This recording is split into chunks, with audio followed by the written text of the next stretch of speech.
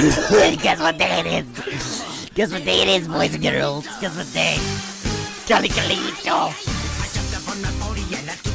Okay, so I'm gonna go ahead and explain the reasoning for Cinco de Mayo to all you smart people, because I know you want my wisdom and I'm like the smartest person ever, so why are we going to zoom into Mexico? These are Mexico right here. This is Mexico. Big ding dong, ding dong. Yeah, there you go. There's the Mexican ding dong. Mexico. Okay, so Mexico used to be this huge empire. I mean, democracy. And they were this huge Mexico, alright? And they used to own all this. Now these Texans, these dirty-ass Texans, alright? They're like, no, independence. We're Americans, but we want to be our own country. So they rebel. They end up kicking Mexico's ass. And they become their own country. They later just apply for the United States because they're little weenies and it can't be their own country. So, Mexico owns all of this right here. Mexico owns all this. And then the U.S. is like, nah. And then the Canadians come down and they're like, fuck you, Mexico, we're gonna take all your shit. No. Just kidding. Alright, the Americans come in and you're like, blah, manifest destiny, blah, manifest destiny, blah, we own everything over here, fuck you Mexicans, blah, we're gonna just take you over and fucking kill all your people, goddammit, cause we're Americans, and we got the blah. So all the soldiers, they come over from over here and they're like, blah. So all the soldiers are like, I'm a farmer. I got a pitchfork. So the Americans completely fuck up Mexico. Don't even, like, Scott Winfield comes over, screws up Mexico. Mexico just loses half of its freaking land. And the U.S. is like, I'm happy now. Manifest destiny fulfilled. Yeah! So after Mexico gets royally fucked, they had to borrow money from France, England, and Spain to fight off the Americans, which they actually just got bumfucked. They bent over. Here's my most accurate representation of the Mexicans during the Mexican-American War. There you go. That's a balloon, of course. So, the Mexicans, after losing to America, they're in massive debt with these douches over here. So, the Mexicans are like, no, I'm liberal. We shouldn't take out any more loans. Blah. So the liberals uprise and they try to take over the government. Because you stupid freaking liberals, blah. So the conservatives takes out more loans. They take out more loans from France, Spain, European countries. They take out even more loans because they're dumb fucks. Right? So they take out the more loans, and then they fight the liberals, but the liberals win, and they get this guy named Juarez, President Juarez. He's a very noble president, and they elect him to the Mexican president, the Mexican seat of office. Now, he has all of the debt to take care of, and then he's like, fuck you, Europe. I'm gonna extend my long ding-dong all the way over here. Blah. Extend my long ding-dong and fuck you, Europe. Blah. So, Juarez denies these guys their debts for 2 years. And if you know European countries, they're usually dickwads about their debt. They want their fucking money, G! They want their money! Or, as you would say in the UK, what, you took my money and I'm gonna slit your throat. So, all these guys, they get together and they build this huge armada, like Christopher Columbus, and they send Christopher Columbus on the ship. So all these douchebags are all like, blah, sending a ship to Mexico, blah, Gulf of Mexico, blah. So, they land in a place called Veracruz, and they move further inland.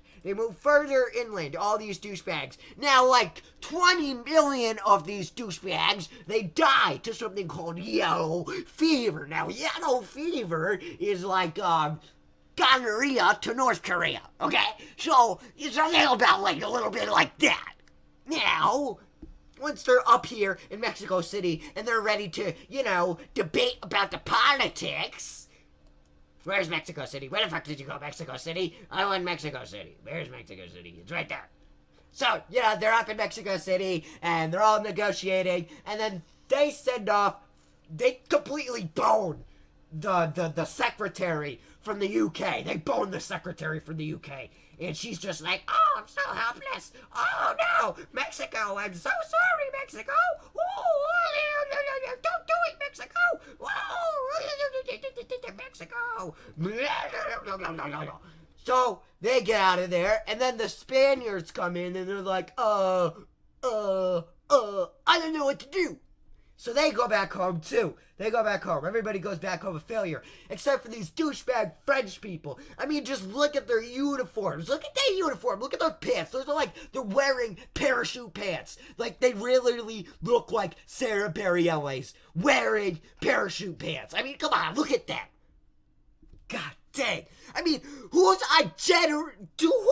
idea? Napoleon III, you are a freaking fashion idiot. Why would you wear your soldiers with freaking bright blue and bright red parachute pants? I mean, what the fuck, man?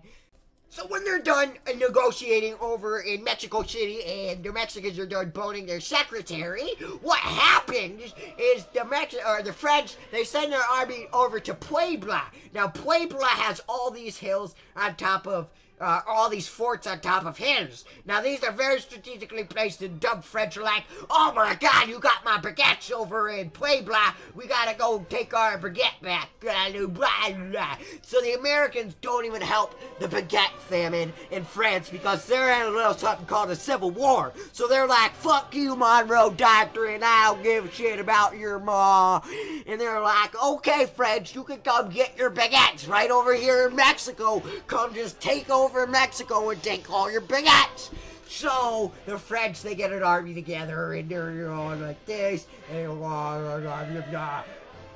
they got big ding dongs and ching chong and wing wong. So this is the French army right here, and they just march through here. Now they try to attack the forts. Now General Ignacio, which is the general for the Mexicans, has about 4,000 douchebags.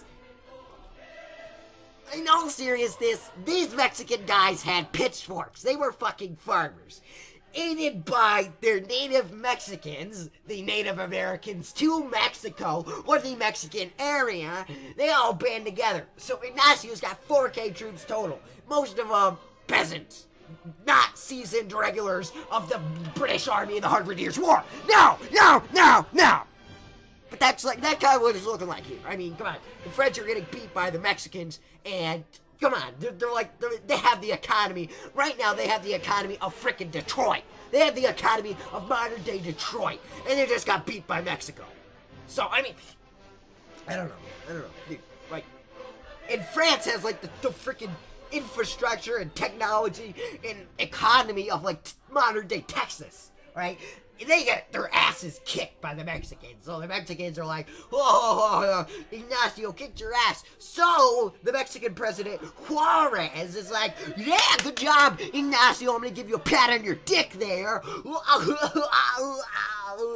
And he named the holiday after His Majesty Cinco de Mayo. And Cinco de Mayo was born. So the French, they're running off. They're like, hello.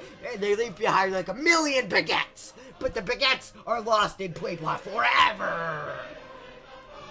So they go ahead and send another ship up. They defeat the Mexicans at Puebla. And then they put the Mexico City, they put it under siege. They put the Mexico City under, so they're like, oh yeah, Mexico City. Oh yes, with my big baguette, I will Mexico City, baguette. Ooh, baguette. Mexico City. My top hat monocle. So, they send up a bunch of baguettes over here to Mexico City, besiege it for about 2 months, and they become victorious. Now, what happens after that is they set this douchebag called Maximilian. So he's this douche nozzle over here. Oh, yeah, baguette. Oh, yes, I love my baguette. Oh, yes, this is my manly baguette that my mother cooked me last night for breakfast. So they put Maximilian in charge of Mexico. Yay. And then the Mexican Revolution happens, and then Mexico's like, fuck you, this is for Mexico, is for the Mexicans, and Viva la Texas. Remember the Alamo! remember the Alamo! And the Mexicans beat them up, and they send their sissy butts all the way back to France. And Maximilian's like, oh shit, no, we better go back to France and eat some baguettes. Okay, in all seriousness, happy Cinco de Mayo. Feliz de Cinco de Mayo! I don't mean any racism towards the French, the Americans, or any of that. It was just all for fun. So happy Cinco de Mayo. You know, have fun, eat your food. I'm sure if you live in California, Arizona, New Mexico, Texas, I'm pretty sure you should be celebrating. I think they celebrate Cinco de Mayo. We had a Cinco de Mayo party in our classroom today, my Spanish classroom. So we had our own little party with Tres Leches cake. And if you haven't ever had Tres Leches cake, go out and try some Tres Leches cake. Because they're way better than baguettes. So thanks for watching. If you like this video, please like, comment, subscribe, rate. And I'll see you guys in the next one. This is MrNoDStudios signing out. Bye-bye.